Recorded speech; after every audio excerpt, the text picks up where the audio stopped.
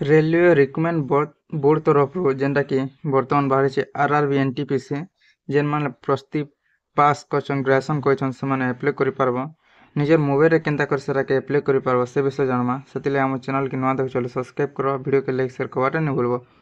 पहला तो Google search करो आरआरबी apply.gov.in सर्च करबो और पेज के पले आसबो केनसे गुटे ब्राउजर रे वीडियो रो डिस्क्रिप्शन रे भी लिंक दी तमे डायरेक्ट पेज के पले आसबो इने कासला पर जेन माने आगरू रजिस्ट्रेशन करछ आरआरबी रे बोले लॉगिन करि पकाबो जेन माने नुआ अप्लाई करबा ले चाहले पहला तो क्रिएट करबो अकाउंट क्रिएट नहीं करबो बोले क्रिएट अकाउंट ऊपर क्लिक करबो ई प्रकार देखाबो ओके करि पकाबो तापर इने जेन जेन डिटेल्स टा मांगु छे सब डिटेल्स टा इने फिलअप करि पकाबो डिटेल्स रे देखि पाथबो इने पहला तो हमर कम्युनिटी जगह एटा हमर इंडिया सिलेक्ट करबो तापर इने मैट्रिक सर्टिफिकेट हिसाब नाटा दी देबो रिटेप फुल नेम देबो तापर इने नो करि पकाबो निजर डेट ऑफ बर्थ के फिलअप करबो तापर जेंडर किना सिलेक्ट करबो मेल फीमेल जेनटा हितबा तापर इने निजर बापा ना फिलअप करबो तापर निजर मां ना फिलअप करबो एते कर सब निजर जीमेल एड्रेस के दी देबो तापर जनरेट ईमेल ओटीपी क्लिक कला परे मेल के ओटीपी जे से ओटीपी के इने फिलअप करबो एते कर साला पर इन मोबाइल नंबर देबो गेट मोबाइल ओटीपी ऊपर क्लिक कला पर मोबाइल के ओटीपी जे से ओटीपी के फिलअप करबो एते कर साला पर इने देखि पाथिबा वेरिफिकेशन आधार के वेरिफिकेशन करवाले मांगु छे इन आधार तार ऊपर क्लिक कला पर आधार नंबरटा देबो आधार के ओटीपी जीवा तापर से ओटीपी के फिलअप करबो एते कर साला पर इने निजर हिसाब गुटे पासवर्डटा क्रिएट करबो पासवर्ड दे साला पर आई एम रिवर्ट ऊपर क्लिक कर प्रीव्यू ऊपर क्लिक करबो प्रीव्यू क्रिएट अकाउंट ऊपर क्लिक कर सबमिट ऑप्शन आसबा सबमिट मारला पर अकाउंटटा क्रिएट हिजिबा अकाउंट क्रिएट कर साला पर लॉगिन हियर ऊपर क्लिक कला पर इने ई प्रकार देखाबा तापर इने लॉगिन विथ आधार रे भी कर पाबो जेन आईडी टा क्रिएट हितो से कर पाबो जेन त हमें आधार हिसाब कर देमा तार ऊपर क्लिक करमा इने मोबाइल नंबर टा दे देबो मोबाइल नंबर दे साला पर जनरेट आधार ओटीपी ऊपर क्लिक करबो ओटीपी टा इने फिलअप कर साला पर बॉक्स ऊपर क्लिक करबो रिवर्ट ऊपर क्लिक कला पर टी लोड नबा तापर इने लॉगिन ऑप्शन আছে लॉगिन करि पकाबो लॉगिन कला पर ई प्रकार देखाबा तापर इने ऑप्शन टे আছে देखि पारथिबो ऑनलाइन एप्लीकेशन तार ऊपर क्लिक करबो तार ऊपर क्लिक कला पर पहला होचे देखि पारथिबो जेनटा कि हमर ग्रेजुएशन लेवल जेनटा कि एनटीपीसी रहउचे इने सिलेक्ट अप्लाई थ्रू আছে इने निजर जून के सिलेक्ट करबो जेन जून रे पकाबा चाहो छ से जून के सिलेक्ट करि पकाबो पहला तापर दुईटा बॉक्स আছে तार ऊपर क्लिक कर नेक्स्ट करि पकाबो नेक्स्ट कला पर जेन डिटेल्स टा होइथिलो रजिस्ट्रेशन कला से डिटेल्स इने सब शो करबा तापर तलके पले आसला पर इने देखि पारथिबो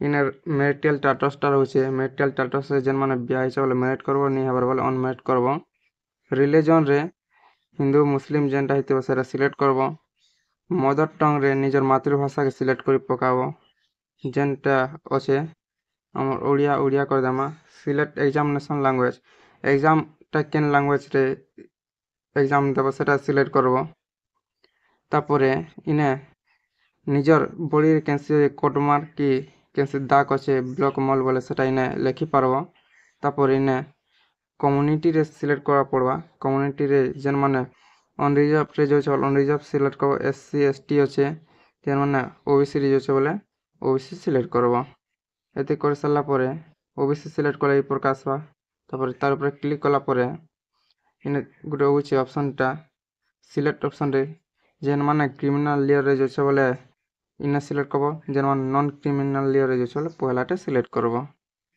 तार ऊपर सिलेक्ट कला पर इने देखि पाते हो जेनटा कि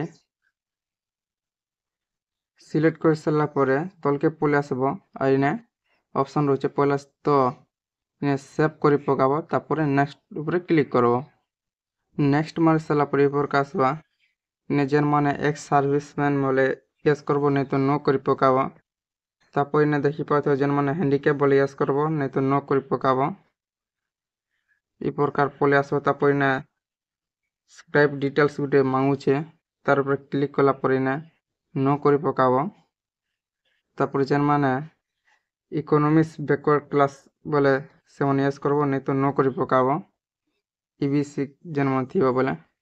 ତାପରେ ଯେନ୍ଟା ରେଲୱେ ସର୍ଭିସରେ ଯେନ୍ମାନେ ଅଛ ବୋଲେ ସେମାନେ ୟେସ୍ କରବ ନାଇଁ ତ ନ କରି ପକାବ। ତାପରେ ଇନେ ଦେଖିପାରୁଥିବ ନେମ୍ ଅଫ୍ କରେଣ୍ଟ ଡିପାର୍ଟମେଣ୍ଟ ଯଦି କେନ୍ ଡିପାର୍ଟମେଣ୍ଟରେ କାମ କରୁଛ ବୋଲି ୟେସ୍ କରବ ନାଇଁ ତ ନଟ୍ ଆପ୍ଲିକେବଲ୍ ଉପରେ କ୍ଲିକ୍ କରବ। ତାପରେ ଇନେ ନିଜର ପାସବୁକ୍ର ଡିଟେଲ୍ସଟା ତ ଭରିଥିବ। ତାପରେ ଇନେ ସେଭ୍ ଅପସନ୍ ଅଛି, ସେଭ୍ କରି ପକାବ। ତାପରେ ନେକ୍ସଟ ଉପରେ କ୍ଲିକ୍ କରବ। ଏତେ କରି ସାରିଲା ପରେ ଏପରକୁ ଆସିଯିବା। ତାପରେ ଇନେ ଦେଖିପାରୁଥିବ ଯେନ୍ଟାକି ଆଗରୁ ମେଟ୍ରିକ୍ର ଯେନ୍ଟାକି ଫିଲ୍ଅପ୍ କରାହେଇଛେ। ତାପରେ ଆମେ ଯେନ୍ଟାକି ଗ୍ରାଜୁଏସନ୍ର ଇନେ ଏଡ଼୍ କର୍ମା। ସିଲେକ୍ଟ କ୍ୱାଲିଫିକେସନ୍ ଉପରେ କ୍ଲିକ୍ କଲା ପରେ ବ୍ୟାଚଲର ଅଫ୍ ଡିଗ୍ରୀ ଲେଖୁଛେ ତାର ଉପରେ କ୍ଲିକ୍ କର୍ମା। ଇନେ ନିଜ ସବଜେକ୍ଟ ସିଲେକ୍ଟ କରବ, ନିଜ ଷ୍ଟେଟ୍, ନିଜ ଡିଷ୍ଟ୍ରିକ୍ଟ, ତାପରେ କଲେଜ ୟୁନିଭର୍ସିଟି ଯେନ୍ଟା ଥିବ ସେଟା ଲେଖବ। ତାପରେ ଇନେ ପାସିଂଟା କେନ୍ ଇୟର୍ରେ କରିଛ ସେଟା +3 ପାସ୍ର ଲେଖବ। ତାପରେ ଇନେ ଗୋଟେ ଅପସନ୍ ଅଛି do you have typing Hindi English ଟାଇପିଂଟା କରିପାରସ କି ନି କମ୍ପ୍ୟୁଟରରେ ସେଟା ମାଗୁଛେ। ଯେନ୍ମାନେ କରିପାରସ ୟେସ୍ କରବ ନାଇଁ ତ ନ କରି ପକାବ। ଏଇଟା ୟେସ୍ କରି ପକାବ। ସବୁ ଡିଟେଲ୍ସଟା ଭରି ସାରିଲା ପରେ ଇନେ ଏଡ୍ ଅପସନ୍ ଅଛେ, ଏଡ୍ ଉପରେ କ୍ଲିକ୍ କରବ। ଏଡ୍ ଉପରେ କ୍ଲିକ୍ କଲା ପରେ ଯେନ୍ଟାକି ଏଡ୍ ହେଇଯିବା। ତାପରେ ଇନେ ନେକ୍ସଟ ଉପରେ କ୍ଲିକ୍ କରବ। ନେକ୍ସଟ ଉପରେ କ୍ଲିକ୍ କଲା ପରେ ଗୋଟେ ପେଜ ଓପନ୍ ହେଇଯିବା ଯେନ୍ଟାକି ଆମ ଫଟୋଟା କ୍ୟାପଚର କରବା ଲାଗି ଇନେ ଅପସନ୍ଟା ରହୁଛେ ଦେଖିପାରୁଥିବ।